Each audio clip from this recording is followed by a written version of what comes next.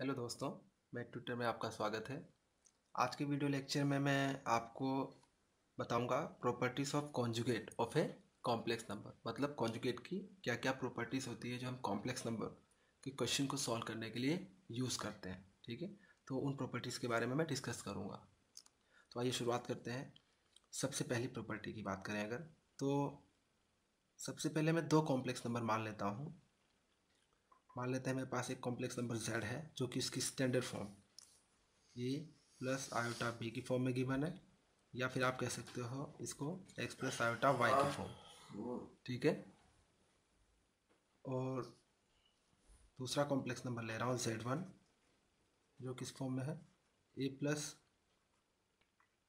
One plus iota b1, और दूसरा complex number z2 equals to आप ले सकते हो a2 plus iota b2।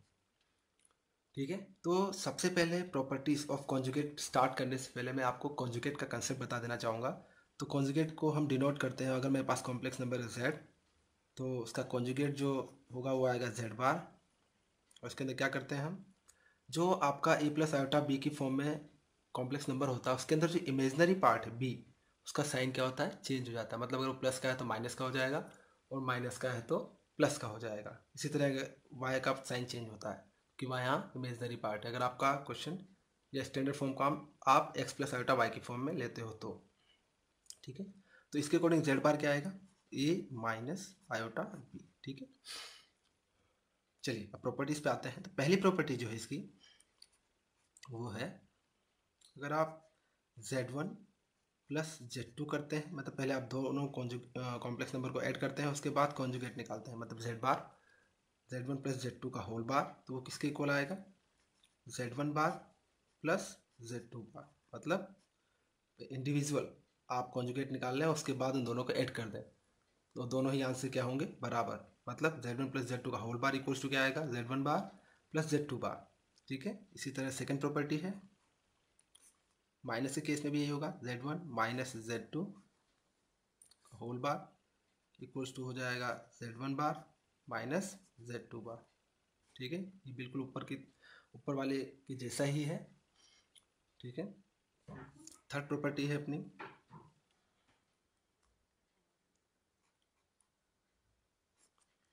z1 into z2 बार, ये किसके बराबर आएगा, z1 बार इंटू z2 बार।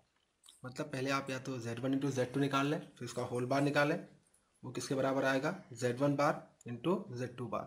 मतलब इंडिविजुअल का कॉन्जुगेट निकाल लें और उसके बाद दोनों को मल्टीप्लाई कर लें, दोनों का आंसर सेम होगा। इसी तरह फोर्थ प्रॉपर्टी है z1 अपॉन z2 का होल बार, वो किसके बराबर आएगा, z1 bar divided by z2 बार। और यहाँ एक कंडीशन गिवन होती है कि आपका z2 नॉट इक्वल्स टू 0 होना चाहिए। क्लियर है, तो ये फोर्थ चार प्रॉपर्टी है, और पांचवी प्रॉपर्टी है आपकी कॉन्जुगेट में जो सबसे इंपॉर्टेंट है, मतलब इस पे बेस्ड बहुत सारे क्वेश्चन पूछे जाते हैं जो कम याद रहती है लोगों को, वो है z इंटू जेड बार। z इंटू जेड बार का आंसर आता है मॉड ऑफ z का स्क्वायर। क्लियर है, आपको ये वाली प्रॉपर्टी आपको फॉरवर्ड और रिवर्स दोनों याद होनी चाहिए। मतलब अगर कोई पूछता है कि z1 इंटू z2 बार क्या आएगा, तो आप क्या बोलेंगे उसका आंसर, मॉड ऑफ z का स्क्वायर।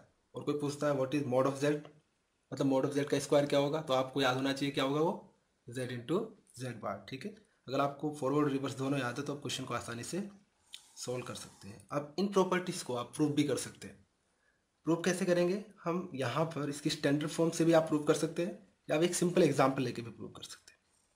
तो यहाँ एक प्रॉपर्टी मैं आपको प्रूव करके बताऊंगा, और बाकी इसी तरह आप सारी प्रॉपर्टीज को प्रूव कर सकते हैं। ठीक है, तो आइए चलिए शुरुआत करते हैं।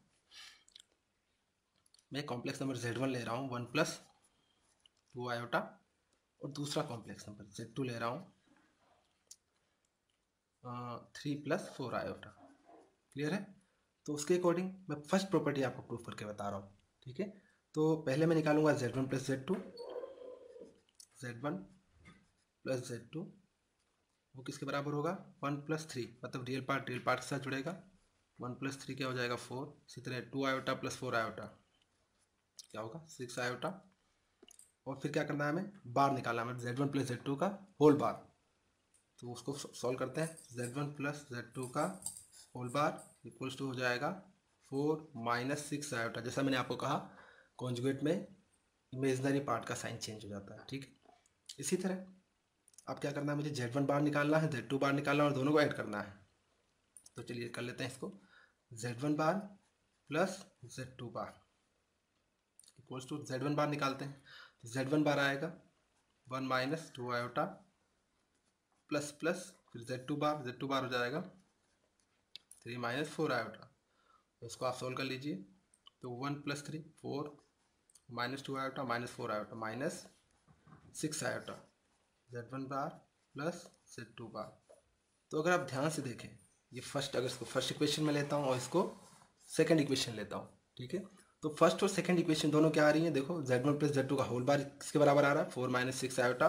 और इसी तरह Z1 बार + Z2 का Z1 बार + Z2 बार की वैल्यू भी क्या आ रही है 4 - 6 आयोटा। दोनों ही क्या है बराबर है। इसका मतलब इससे आप क्या समझे कि फ्रॉम फर्स्ट एंड सेकंड क्या हो रहा है Z1 + Z2 का होल बार किसके बराबर आ गया Z1 बार + Z2 बार, ठीक है। तो इस तरह आप बाकी प्रॉपर्टीज को प्रूव कर सकते हैं, ठीक है। तो आप घर पे बैठ के आराम से इन प्रॉपर्टीज को प्रूव कीजिए। कोई डाउट आता है तो आप हमें कमेंट करके पूछ सकते हैं। चलिए एक लास्ट वाली प्रॉपर्टी भी मैं आपको प्रूव करके बता देता हूँ, ठीक है। तो इसके लिए मैं एक Z कॉम्प्लेक्स नंबर ले लेता हूँ। सिंपल सा Z कॉम्प्लेक्स नंबर में क्या ले रहा हूँ, चलिए सिंपल सा है 1 + 2 आयोटा ही ले लेता हूँ, ठीक है। तो 1 + 2 आयोटा लिया तो उसके अकॉर्डिंग Z बार क्या आएगा 1 - 2 आयोटा। और मोड ऑफ Z भी निकाल लेता हूँ। मोड ऑफ Z हो जाएगा आपका √A² + B² मतलब 1 का स्क्वायर प्लस -2 का स्क्वायर 4 हो जाएगा √5। और मोड ऑफ Z का होल स्क्वायर क्या हो जाएगा 5। क्लियर है। तो Z × Z बार कर लेते हैं हम, ठीक है। तो Z × Z बार अब निकालते हैं। तो इसके अकॉर्डिंग इंटू कर लो 1 + 2 आयोटा × 1 - 2 आयोटा, ठीक है। सॉल्व करते हैं, जैसे आप सिंपल मल्टीप्लिकेशन करते हैं वैसे ही सॉल्व करेंगे,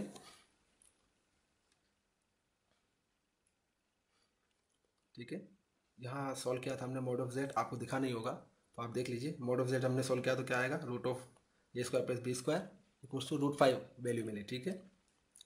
इसी तरह 1 × 1 सॉरी यहाँ आएगा -2 आयोटा देन +2 की बारी आएगी तो 2 + 2 iota plus into minus 2 × 2 4 iota into iota iota square 1 -2 iota से +2 आयोटा कैंसिल और ये आयोटा स्क्वायर की वैल्यू होती है -1, इसको क्या बना देगा प्लस, तो +4 इक्वल्स टू 5।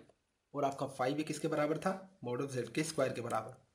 मतलब इसको मैं लिख सकता हूँ मोड ऑफ Z का स्क्वायर मतलब Z × Z बार की वैल्यू क्या आ गई मोड ऑफ Z का स्क्वायर मतलब जो आपकी प्रॉपर्टी थी उसके अकॉर्डिंग ये प्रॉपर्टी आ गई, ठीक है। मतलब प्रूफ हो गया।